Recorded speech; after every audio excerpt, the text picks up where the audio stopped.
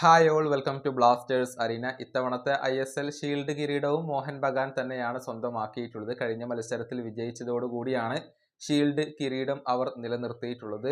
നിരവധി റെക്കോർഡുകളാണ് മോഹൻ ബഗാൻ ഇതോടുകൂടി സ്വന്തമാക്കിയിട്ടുള്ളത്. ഇപ്പോൾ തന്നെ അവർ 52 പോയിന്റുകൾ സ്വന്തമാക്കി കഴിഞ്ഞിട്ടുണ്ട്. ഏതായാലും പ്ലേ ഓഫ് യോഗ്യത അവർ നേരത്തെ ഉറപ്പിച്ചു കഴിഞ്ഞിരുന്നു. ഏതായാലും ഇനി തങ്ങളുടെ ലക്ഷ്യങ്ങൾ എന്തൊക്കെയാണ് എന്നുള്ളത് മോഹൻ ബഗാന്റെ പരിശീലകനായ ഹൊസെ മൊളീനയും അതുപോലെ തന്നെ അവരുടെ ഉടമസ്ഥനായ സഞ്ജീവ് ഗോയങ്കയും ഇപ്പോൾ വ്യക്തമാക്കിയിട്ടുണ്ട്. അതായത് ഇതുകൊണ്ടൊന്നും അവസാനിച്ചിട്ടില്ല, ആ കപ്പ് കൂടി നേടണം, അതിനു വേണ്ടിയുള്ള തയ്യാറെടുപ്പുകൾ ഇപ്പോൾ തന്നെ ആരംഭിക്കുകയാണ് എന്നാണ് രണ്ടുപേരും പറഞ്ഞിട്ടുള്ളത്. ആദ്യം പരിശീലകനായ ഹൊസെ മൊളീന പറഞ്ഞ വാക്കുകൾ നോക്കാം. നാളെ തൊട്ട് ഞങ്ങൾ ISL കപ്പിനെ കുറിച്ച് ചിന്തിച്ചു തുടങ്ങുകയാണ്. കാരണം ഇത് മോഹൻ ബഗാനാണ്, ഞങ്ങൾക്ക് ഇതൊന്നും മതിയാവില്ല. ഇതാണ് അവരുടെ പരിശീലകൻ പറഞ്ഞിട്ടുള്ളത്.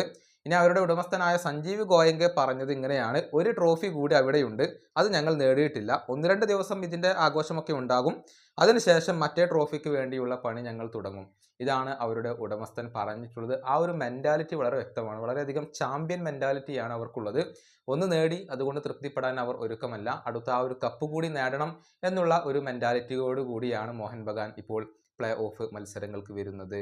ഈ വീഡിയോയുടെ അവസാനിപ്പിക്കുന്നു. അടുത്തൊരു വീണ്ടും കാണാം.